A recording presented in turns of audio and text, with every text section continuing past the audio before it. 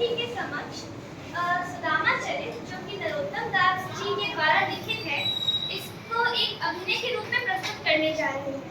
यहाँ पर पहले हम देखेंगे कि श्री सुदामा अपने पत्नी से, जिनका नाम सुशीला है, कुछ चावल लेकर श्री कृष्ण से मदद मांगने आए हैं।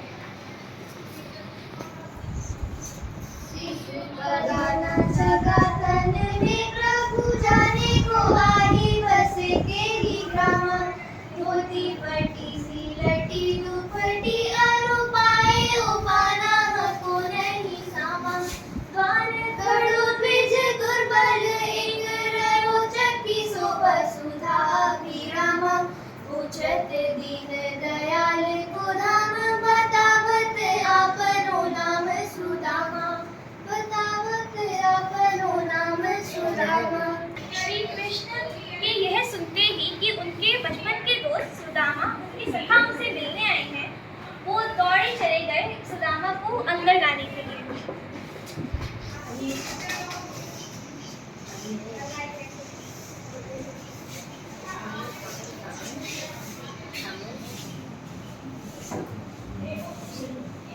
ऐसे बेहाल विवाइन सुभग कंटक जाले लगे पुनि जोए, हाय महादुख पायो सखा तुम आए, तेना के ते दिन होए, देखी सुदामा की दीन दशा करुणा करके करुणा देखी रोए, पानी परात तो हाथ छुयो नहीं, नैनन के जल सो पग धोए, नैनन के जल सो पग धोए।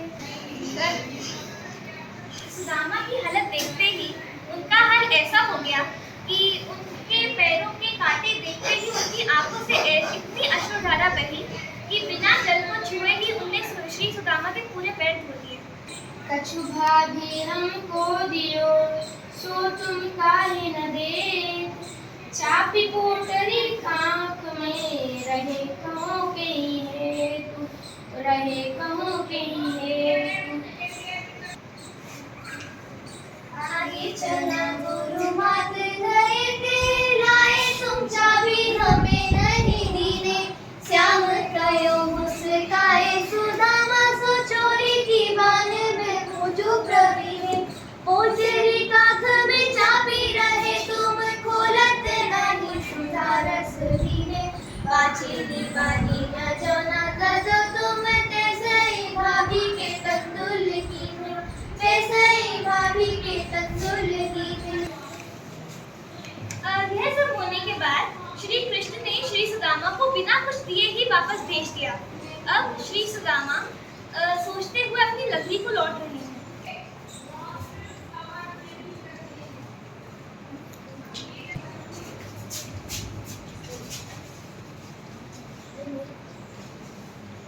वह पुलकनी वह उठी मिलनी, वह आदर की बात, वह पठवनी गोपाल की, कछु न जानी जात, घर घर कर ओढ़त फिरे, तनक रही के काज, कहा भयो जो अब भयो, हरि को राज समाज, हाही मुझो वाही पठयो ढेर, अब कहीं हो समझाएंगे, बहुधन धरो सगेली।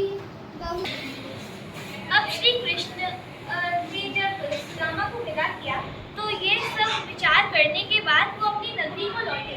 पर अपनी नगरी को लौटने के बाद उन्होंने जब देखा कि उनकी नगरी इतनी भव्य हो गई है तो उनको यकीन नहीं हो रहा था कि यह उन्हीं की नगरी है। उनको लगा कि वो वापस द्वारका लौट गए हैं और रास्ता भटक गए हैं।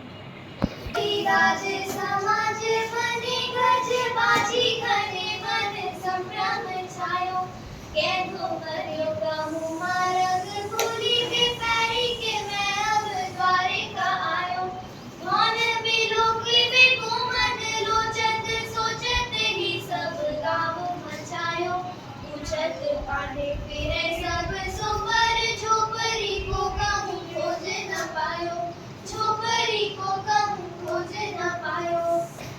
अब श्री सुदामा को अपना महल मिल चुका है और उन्होंने श्री कृष्ण की कृपा से उन्हें बहुत सारी धन संपत्ति भी मिल चुकी है।